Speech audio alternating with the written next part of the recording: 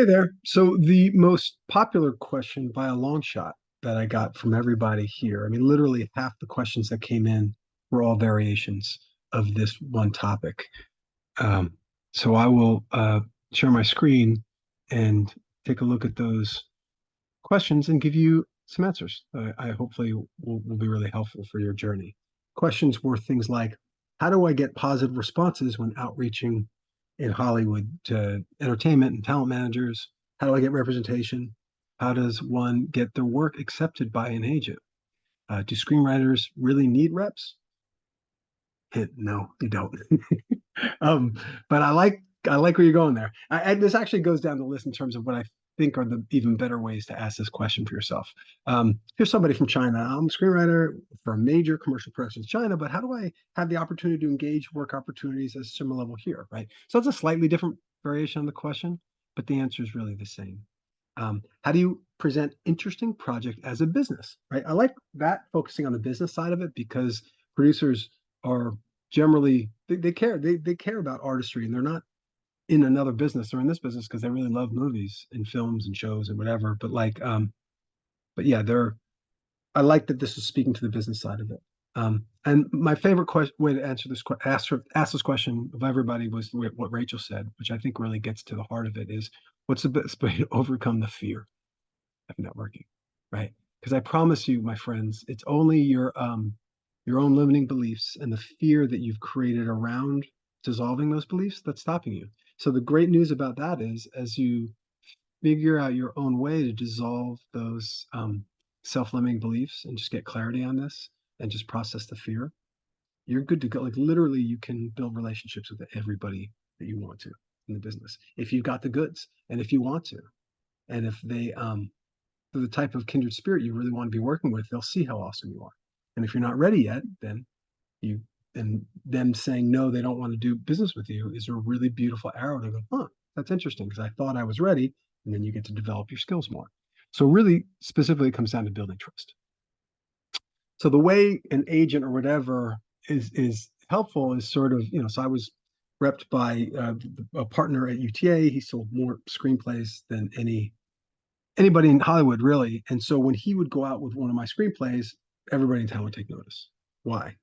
Because he had built up a reputation of trust. Like he was really good at finding screenplays that he thought would be helpful to producers. And so after years in the business, they trusted him. They trusted his thought leadership as a representative, right?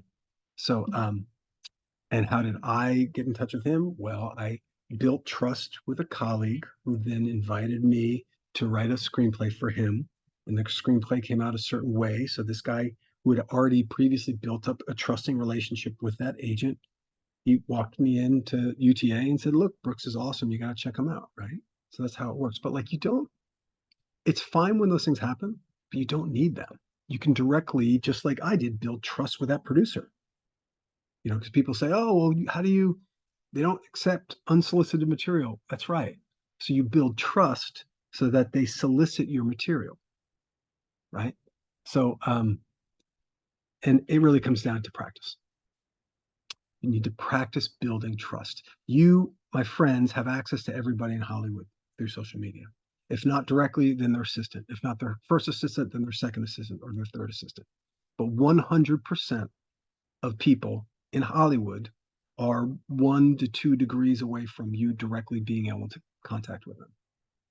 You have the opportunity to practice building trust with these people by showing your thought leadership in your social media profile, in the content that you create, in everything that surrounds these amazing screenplays and or films that you've already written. And if it's good, if it's really at that professional level, they feel it. They feel an emotional reaction to your stuff. And then they trust you. They have a direct response. You build trust by creating emotion in them. And then they don't need the festival contest win or any of that BS, or they don't even need a reference from an agent. If you have amazing social media profile and they come and visit your profile and if you write horror and they feel scared in a good way when they read your profile, they've got firsthand experience. They will trust you. That's a way to build trust. That's free. It's just a matter of expressing your creativity, online. It's as simple as that. And but you can't take that and go, oh, that makes sense, and go do it. You need to practice over and over and over and over again. And you look at how many hours you put into writing screenplays or directing movies. Put enough time to showing up on social media in an authentic way for you so that you can build trust with strangers, your audience, and with producers and with other people. And then you very easily get people coming to you soliciting your screenplay even when you don't have representation. Cool, huh? All right. Lots more tips where that's coming from at the workshop. I am really excited that you're listening to this, and see you soon.